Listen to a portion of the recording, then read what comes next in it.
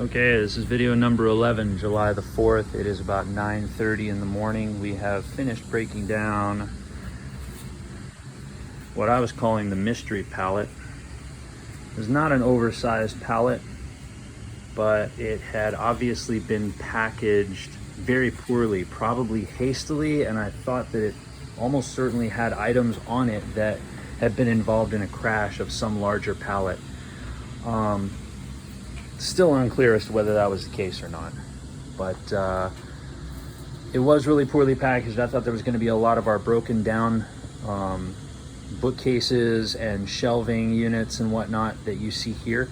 I thought that a lot of these were going to be damaged. Several of those were actually packaged inside of a Speedy Pack and ended up to be in good shape. The amount of damage that was done to our items, the different items that were damaged, are going to be documented right here, right now. On that pallet, there were a number of chairs basically sticking up off the top of that pallet in a really strange way. And there was some damage done. You see here, there's kind of a score mark on the leg of this sitting chair, this reading chair, and this leg is really quite loose. The other legs are in good shape, but this one is not. Unsure yet as to whether that will be repairable or not. This is a mudroom bench that also has a couple of loose legs. Not so much here, but definitely this one, and then there's one down here. This one, that is broken.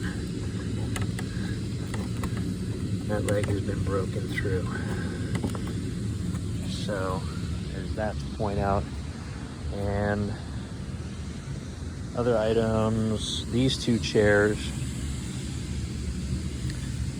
This is smaller damage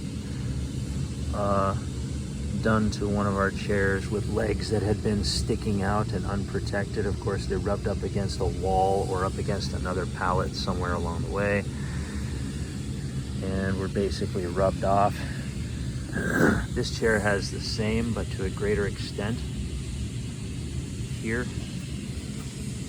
and here, as well as having been smashed up against something else here.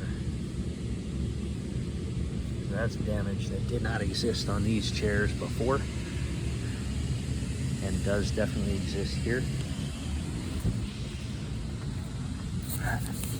And now there are a few pieces of, again, shelving units, pieces of furniture that we were able to break down because they're made of only of flat slats, flat parts. And you have definitely some rub marks and a couple of smashed corners on these pieces, such as this. Things that were torn through and smashed up against other things along the way. We have one other piece. Oh no, this is actually a score mark right here on this piece, which was unprotected. This is almost certainly one of the ones that was not inside of a Speed Pack.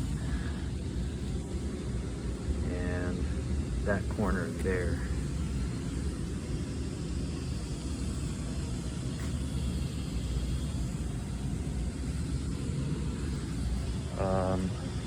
Those are all of the parts that we noted that came off of that mystery pallet. They were all packaged originally.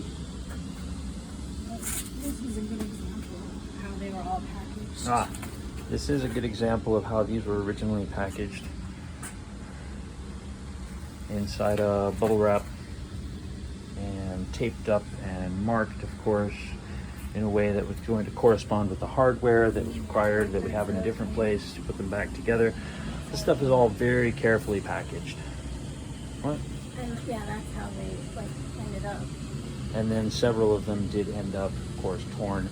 Even some of the ones that are torn, there is no damage done to the pieces.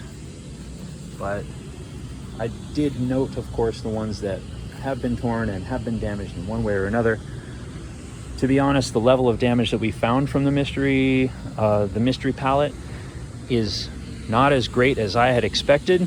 However, the standard that we are holding our delivered belongings to, the standard that we're using is not so much damage relative to damage that we've already seen, which, as noted in previous videos, is extreme levels of damage done to some of our stuff.